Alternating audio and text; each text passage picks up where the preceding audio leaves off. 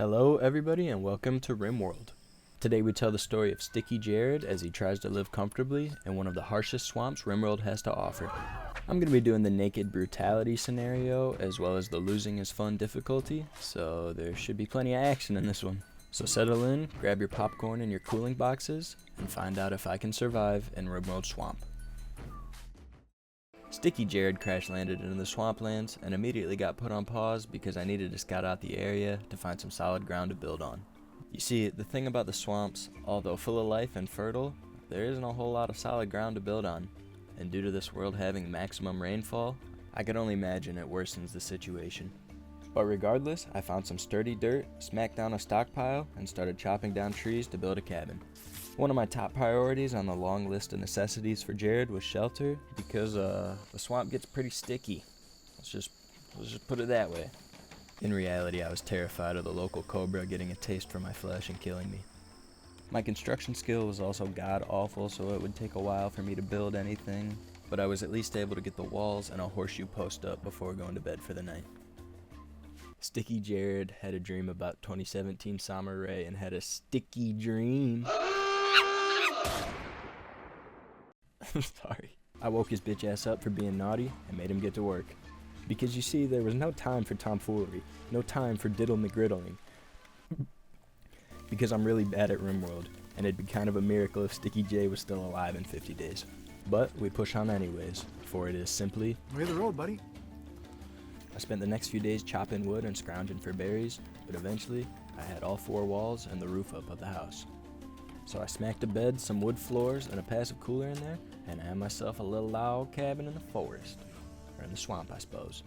I was trying to build a little wooden spike trap for defense, but Sticky J is too bones at construction for that, so it's gonna have to wait till later. Jay didn't have a dream tonight. He must have took a puff of that jungle reefer, mate, yeah? Oh shit, mate, little McGriddle. I woke the man up from his slumber again to harvest some berries, cause Cage the elephant tells me you ain't wicked if you and almost perfect timing to me getting up. A pack of wild dinosaurs approached me, seeking refuge. Most of these dudes ain't gonna make it, I'm not gonna lie. Most of them are gonna be turned into a processed meal box. That's just how it is. Could the incoming tragedy have been avoided? Possibly. But I just like to think their fate was sealed by a higher power the day they were born. In a counterintuitive attempt to feed my children, I started a small hayfield. That John's gonna be grown in about 3 years. But I finished a bow before I went to bed, and it's day 6, if any of you guys are keeping track. And while Sticky J was sleeping, there was a male psyche soothe, so I decided to wake him up and take full advantage. As I was roping the last chicken into the pasture, I walked into two of them doing the naughty, and I felt it was only right to eat the eggs, raw, right in front of them. So,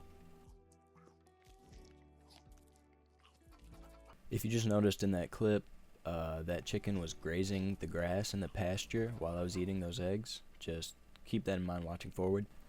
I spent the rest of the day doing building chores and such, and was visited by a combat supplier later in the night, but he didn't want anything I had to trade, and I didn't have any money, so there was no business to be done. Sticky J did enjoy the company and protection, though. It was getting lonely out in the swamp. Maybe there was a sticky maiden out there for him. Who knows? I heard Sticky J got game. But he carried on and tended to more pressing matters, like raw eggs again. After his Rocky Balboa-ass breakfast, he put some furniture together in the cabin and did some more work on the hayfield. Sticky J spent the majority of time just simply staying alive at this point, as with it only being him, he really couldn't afford much else. The combat supplier left him some meals and goodwill though. He appreciated that.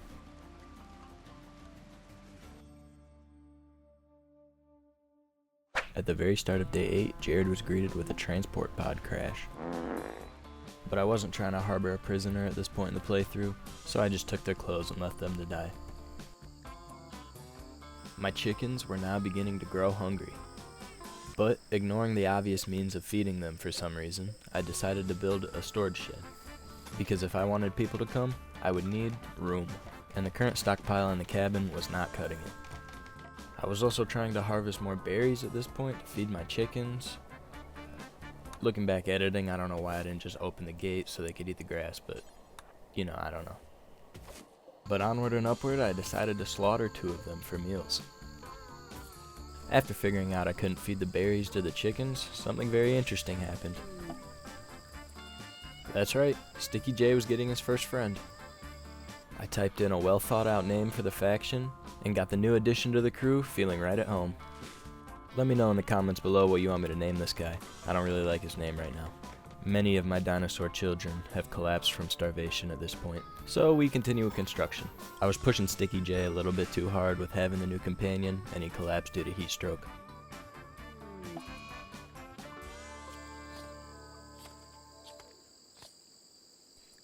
But eventually, the shed construction was done, and a bed was made for our friend.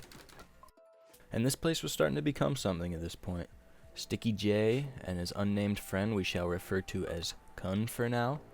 We're not flourishing, but surviving nonetheless. Rimworld loves to ruin that for us though, so keep watching. I thought clearing out the small pen might be the answer to my dying chicken problem, but quickly realized that was stupid and just decided to build a bigger pasture for them. It was now when I realized that I could have just opened the gate for them too, when they ran out of grass in the first pasture. But it was too late for that. I took the other pasture down. The dinos were living much happier lives in their new pen. Nothing good lasts too long though, as blight struck all of the potato plants overnight. I immediately woke the fellas up to cut it down though, cause I wasn't sure if it could spread to the hay grass. I make another dumb mistake here in a couple minutes, so if you look closely in this clip, you can see Kun up there replanting the potato plants, and I didn't cut all of the blight out. I stopped them before they cut it all, and I did not realize this until it was too late. So I kept building my comrade a room, and there was an ambrosia sprout that spawned, and while I was looking at the ambrosia sprout, I saw a bunch of wildfires spreading, but I wasn't too worried about them because I figured it would rain pretty soon in this biome. And sure enough, in under a minute, a rain came and put the fires out.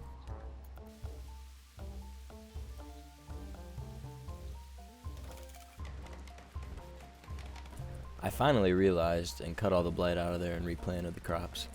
I don't know why it took so long.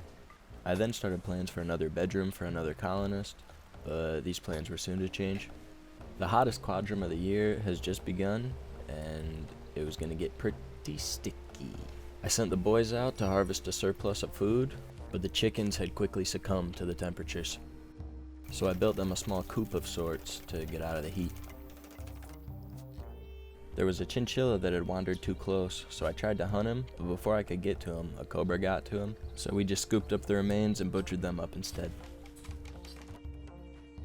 I decided that the food situation was more dire than the manpower situation and converted the apartment room thing into more of a area for production stuff. But with the summer heat, the farm was not growing at all. So I was gonna start airing out the local guinea pig population, but Sticky J got hit with a nasty flu. I wasn't all that worried about it though. He could just lay in bed. Sticky Kun took on the role of prepping the construction, as well as harvesting food to feed the bedridden Sticky J. They really cared for each other. Strictly platonic though, as Sticky J was not gay. And Kun respected that and simply cared for the sickness. It didn't take long for Sticky J to have his first crash out though, and he was sadly wandering in the rain amongst the little swamp lake thing. That didn't stop Sticky Kun from keeping high spirits though, and eventually Sticky J overheated and passed out and was brought back to his bed, so Sticky Kun refilled his passive cooler and he snapped out of the sad wanderer. And not a moment too soon, I was alerted of a mad cobra, so I made Sticky J prepare and he dealt with it swiftly.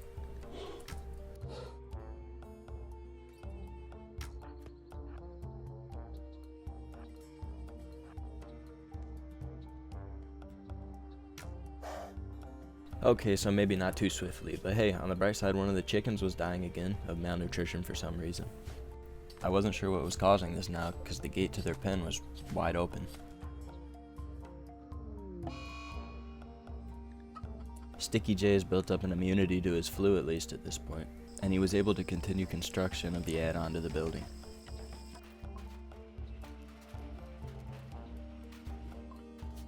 Kun was doing quite well with his duster jacket, but Sticky J was not, often collapsing from heat stroke and having to get rescued.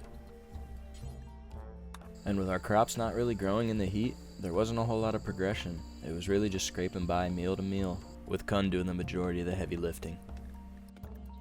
I sent Sticky J out to hunt another chinchilla, but he ran away after he hit one shot. And then he threw a tantrum on the way back and tore up his room overnight. The last rooster was about to die because he didn't want to eat the grass for some reason, so the hen and the rooster said goodbye, and I thought it was going to be over.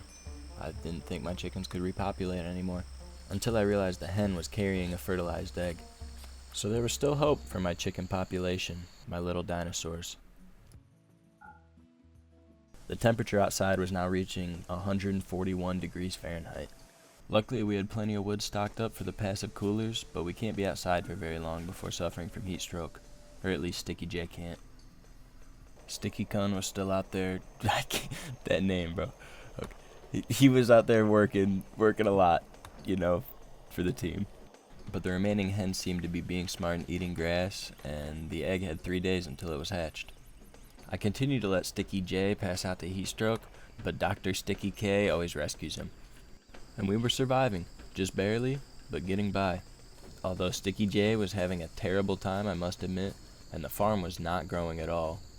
We were living off raw eggs and berries, and almost through the harsh summer.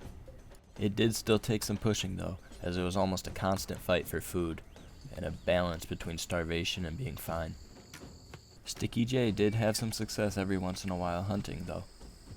And there was another enemy transport pod crash, but it spawned on the water and crawled right away, and it's lucky for them because I was gonna eat them, I'm not gonna lie.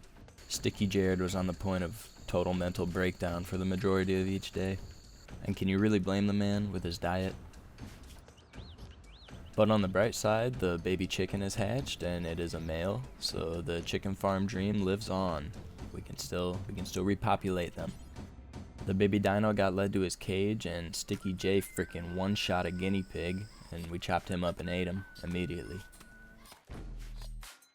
I had Dr. Sticky K mine out some steel, and Sticky J thanked him by watching over him sleeping the entire night.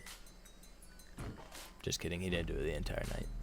I almost had enough leather to make some scrap leather to make either a hat or a duster for Sticky J. And a pack of monkeys just rolled in, so I was gonna try to hunt them.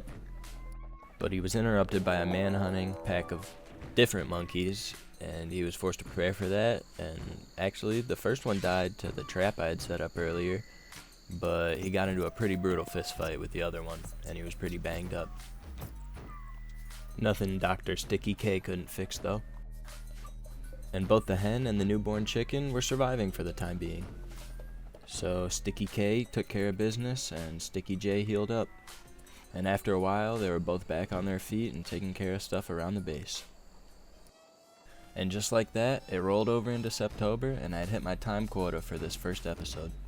I had done it. I had survived. Things weren't stable, but somehow I was scraping by, and I was lucky enough to not get hit with a single raid for the first 2 quadrums, so that's a first, I think. Sticky J and Sticky K were well on their way to surviving in a sticky, sticky world.